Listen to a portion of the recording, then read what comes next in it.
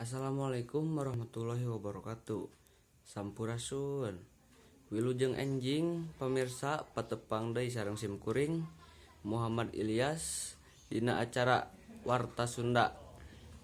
Nyuguhkeun rupining informasi Ki Sunda Balarea edisi Rebo 24 Februari 2020 Pamirsa, salami 5 menit kapayun simkuring bade nyarengan pamirsa tina informasi sabudeureun Jawa Barat. Anu munggaran aya warta ti Kota Kuningan nyaeta mangrupi seni rengkong meh tumpur.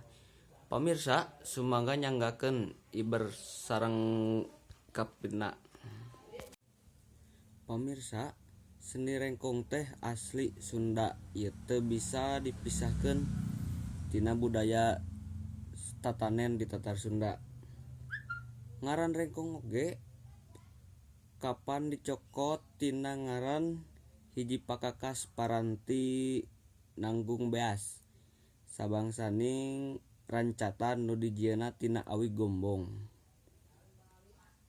Panjangna 2 meteran mun keur dipake nanggung sababaraha 2 meteran mun keur dipake nanggung sababaraha geges pare.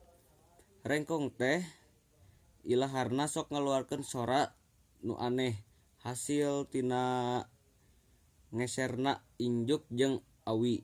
Ari nu manenkeunna nurutkeun seniman rengkong asal Kuningan. Biasana lalaki nu geus sawawa bari make pakean adat Sunda. Model kamret lengkap jeung pangsi hideungna diwuwuhan ku iket atawa telepong.